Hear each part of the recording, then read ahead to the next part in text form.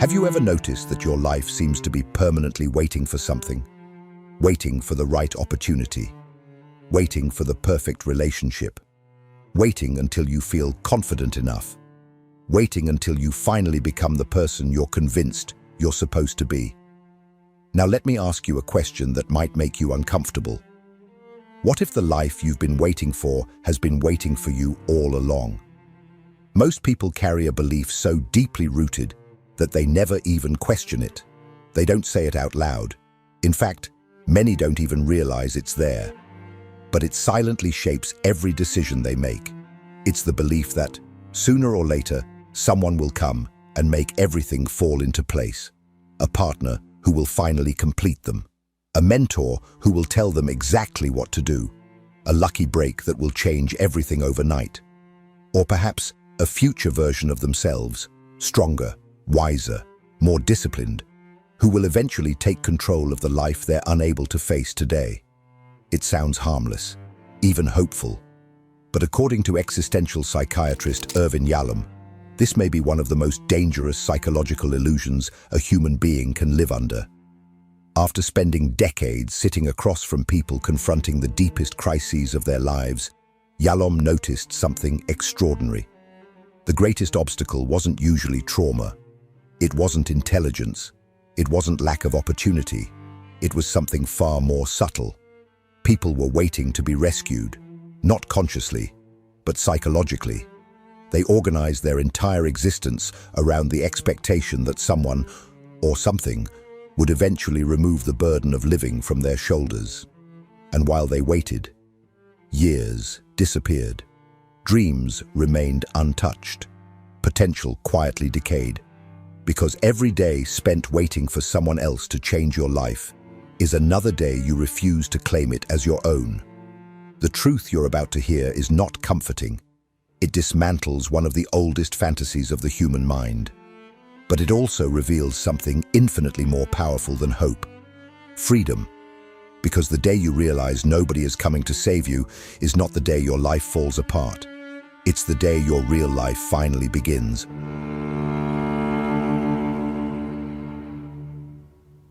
Yalom didn't stumble onto this observation. He built an entire clinical framework around it. He called it the belief in the ultimate rescuer. And he was careful about his language. Not a hope, not a fantasy, not a coping mechanism. A belief, structural, invisible, operating beneath every decision you think you're making freely. The belief doesn't start in adulthood. It starts in the first months of life, when you were genuinely helpless and someone enormous kept appearing to fix everything. You cried, and warmth arrived. You were in danger, and arms folded around you. The pattern burned itself into your nervous system before you had words for it. When I'm in trouble, the rescuer comes. That pattern was accurate then. The problem is that it doesn't expire. Yalom traces how the ultimate rescuer belief becomes a permanent feature of the adult mind. Hidden under layers of maturity, competence, independence, even cynicism. You can be a functioning adult who pays taxes, manages employees, makes rational decisions, and still carry beneath all of it an unconscious conviction that someone more powerful, more knowing, more capable than you will eventually arrive and resolve the thing you can't face. The rescuer takes different forms depending on the person. For some, it's a partner, someone who will finally see you clearly, love you correctly, and make the chronic low hum of insufficiency go away. For others, it's a mentor, an institution, a god, a diagnosis that finally explains everything, or a version of yourself set 5 years in the future, the one who will have it together in ways the current version doesn't. The form changes, the structure doesn't. And here is what Yalom recognized that most therapists before him missed. The belief functions. For long stretches of life, it functions well. It provides comfort, reduces anxiety, makes the future feel less terrifying. The problem isn't that it's irrational. The problem is what it costs you while it's working. Kierkegaard saw this more than a century before Yalom put it in clinical terms. In a passage Yalom returns to repeatedly, Kierkegaard writes about the peril of not venturing, of remaining embedded in another rather than becoming conscious of yourself. His conclusion was precise and brutal. By not venturing, you risk losing something that no failed venture could ever take from you. You risk losing yourself, not your potential, not your ambitions, yourself. That's the price the rescuer belief extracts, not in one large payment, but in the slow, daily withdrawal of life you hand over to someone who was never coming. In the next part, we look at why the belief feels so much like wisdom, and why the people most invested in waiting are often the ones least aware that they're waiting at all. If this content is making sense to you, click the subscribe button and subscribe to the channel. Thank you for your support.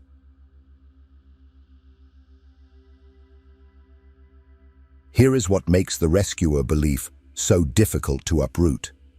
For most of your life, it doesn't feel like a delusion. It feels like patience. It feels like faith.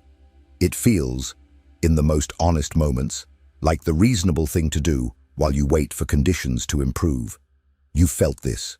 The job isn't right yet, but the next one will be. The relationship has problems, but the right person will change that. You're not ready yet, but you will be. Each of these thoughts arrives dressed as self-awareness, as discernment, as the mature recognition that timing matters and that forcing things rarely works. The belief in the rescuer is almost indistinguishable from wisdom, which is precisely why it survives so long unexamined. Tolstoy understood this mechanism better than most clinicians. In War and Peace, he describes a young soldier named Rostov on the eve of battle, catching a glimpse of the Tsar riding past. What follows isn't admiration, it's ecstasy. Rostov feels, in Tolstoy's words, that the Tsar's nearness alone made up for the loss of the entire day, that everything around him grew brighter, more joyful, more significant, simply because this figure of absolute power was close. He wasn't thinking about strategy or survival. He was thinking about how happy he would be to die in the Tsar's presence. Yalom uses this passage deliberately, because what Rostov experiences on that battlefield is exactly what the rescuer belief produces in ordinary life. A flood of relief that requires no action, no change, no confrontation with reality. The mere proximity of the figure who will save you is enough to make the present bearable. You don't need to be rescued yet. You just need to believe the rescue is coming. That belief does real psychological work. It lowers anxiety. It makes an unresolved life feel temporarily resolved. It allows you to function, to maintain relationships, to appear from the outside like someone who has things under control. Yalom was clear that the belief isn't pathological in itself. It becomes pathological only when it starts substituting for life rather than sustaining it.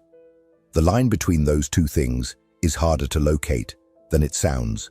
You cross it gradually, without announcement. 1 year you're waiting for the right moment. 3 years later, you're still waiting. And the waiting has become the structure of your existence. You've built habits, relationships, and entire self-narratives around the assumption that the real life starts later. When the rescuer arrives, when the conditions align, when you finally become who you're supposed to be. By the time most people recognize the pattern, years are already gone. The next part shows you what that recognition looks like from the inside. Through a clinical case that Yalom documented in detail, and that will be uncomfortably familiar.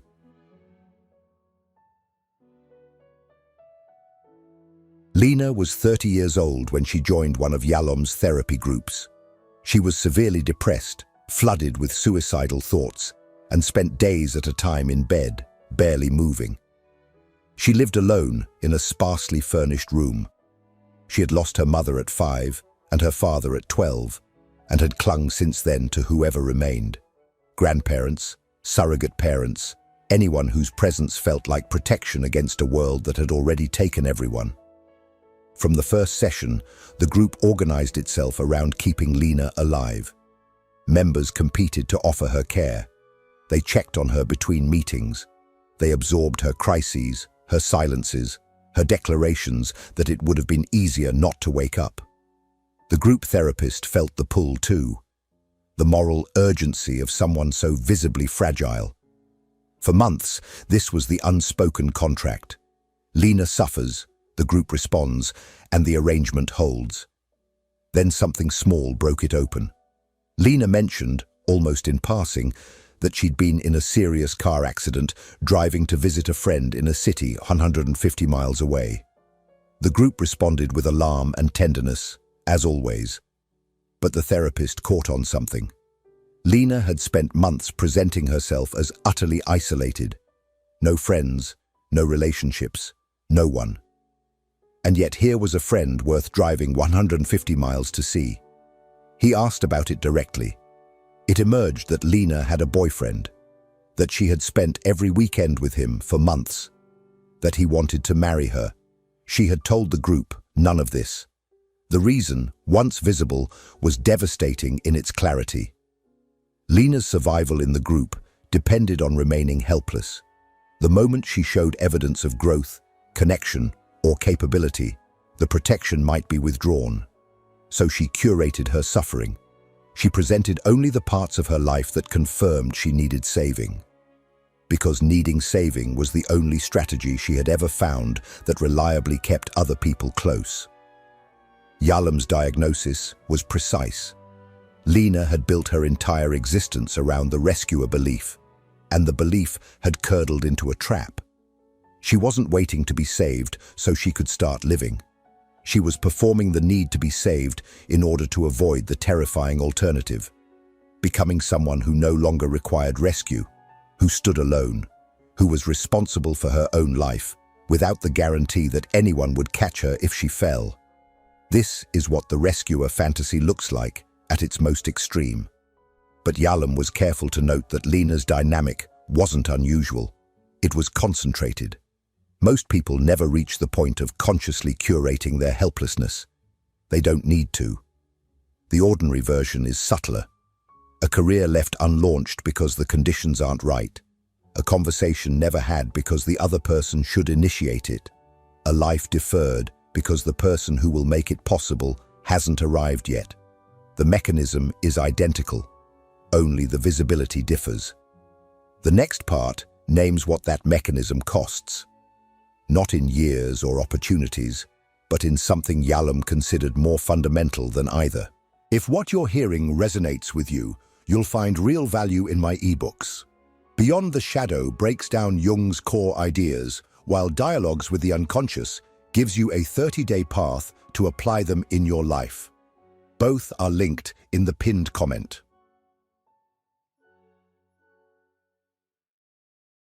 Every decision you hand to someone else feels, in the moment, like relief. You don't have to choose. You don't have to be wrong. You don't have to stand behind something and own what happens next.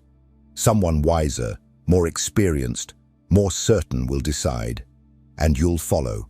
And if it goes badly, the weight of it won't be entirely yours to carry.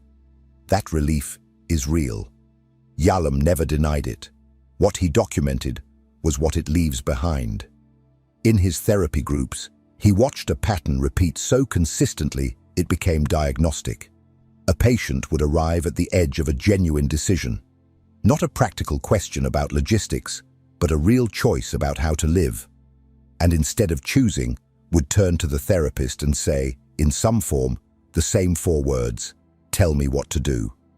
One patient, Ruth, said it, almost literally.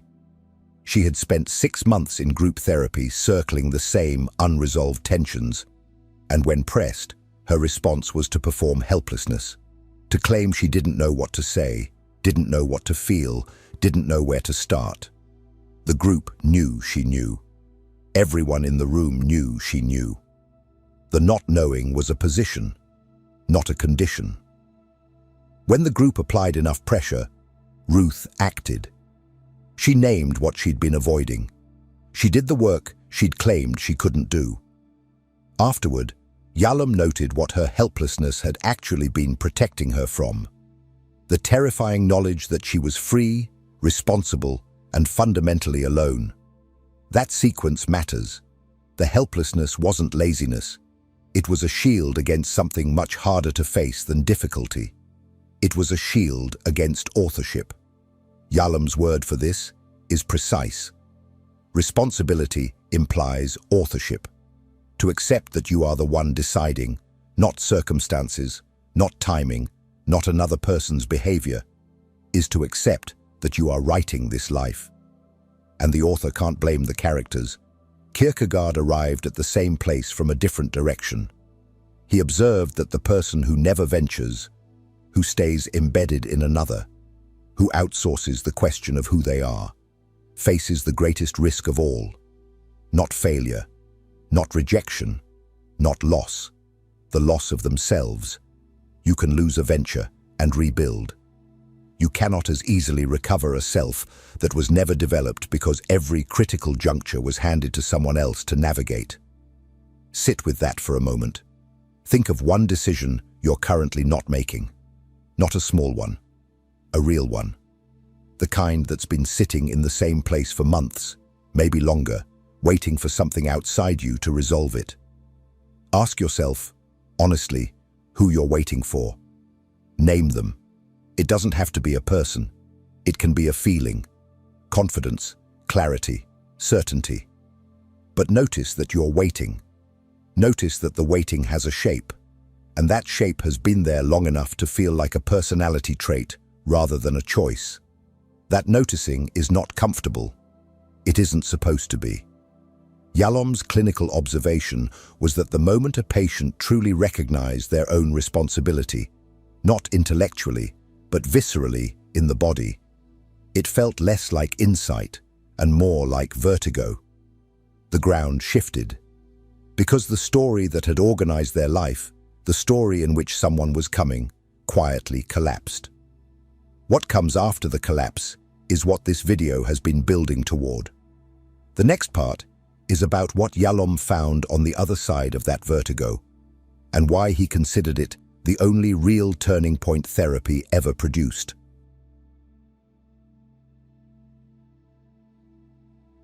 There is a moment Yalom observed repeatedly across decades of clinical work. Not a dramatic breakdown, not a sudden revelation, a quieter shift, almost imperceptible from the outside, that he came to recognize as the only change that actually held. It happened when a patient stopped looking for the source of their suffering in the past and started facing something about the present. Not a memory to process, not a wound to trace back to its origin, not a parent to finally understand or forgive. Something more immediate and more uncomfortable than any of those. The recognition that they were alone in their existence, in a way that no relationship, no therapy, no amount of understanding could resolve. Yalom called this existential isolation, and he was precise about what he meant. Not loneliness, not the absence of people who care, an unbridgeable gulf between oneself and any other being.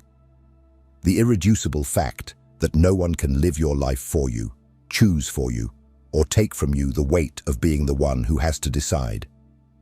Most people spend enormous energy avoiding that recognition. The rescuer fantasy is the primary tool for avoiding it.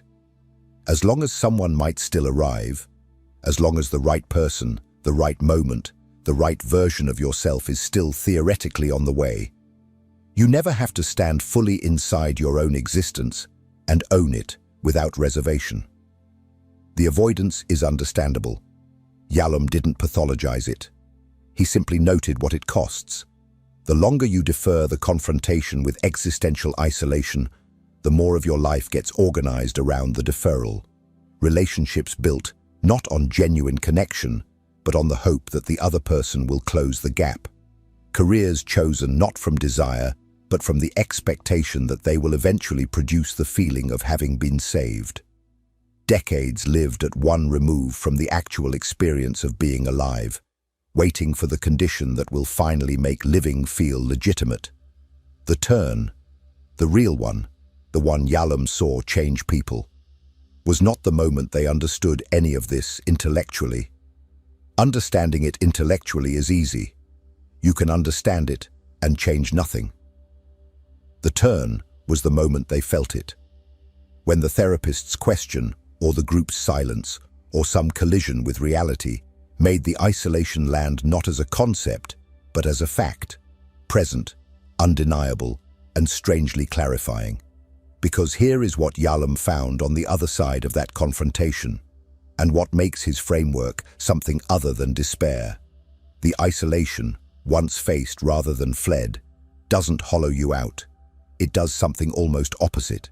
It returns you to yourself, the energy that was perpetually directed outward, toward the rescuer, toward the conditions that needed to align, toward the future self who would finally be ready, becomes available for the life that's already here. Fromm saw the same dynamic and named it differently. The awareness of separateness, he wrote, is the source of the deepest anxiety a human being can feel. But it is also the condition of genuine love, genuine work, genuine choice. You cannot fully engage with anything, a person, a vocation, a life, while simultaneously using it as a defense against isolation. The moment you stop needing it to save you, you can actually be present to it. That shift doesn't arrive as liberation. Not at first. It arrives as vertigo, then as a strange quiet, then, if you don't flinch and rebuild the fantasy, as something that begins to feel like ground. The final part is about what you do with that ground.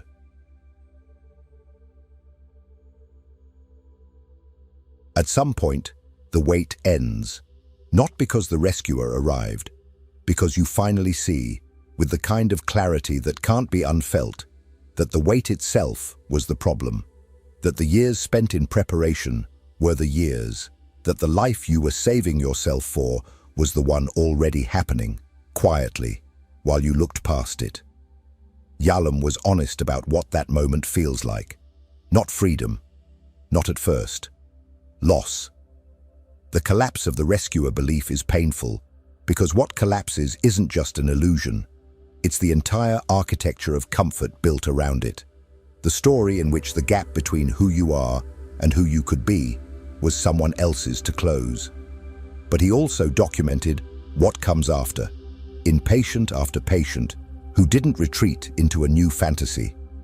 The energy that was perpetually directed outward, toward the rescuer, toward better conditions, toward the future self who would finally be ready, becomes available for the life that's already here. Not optimism, something quieter.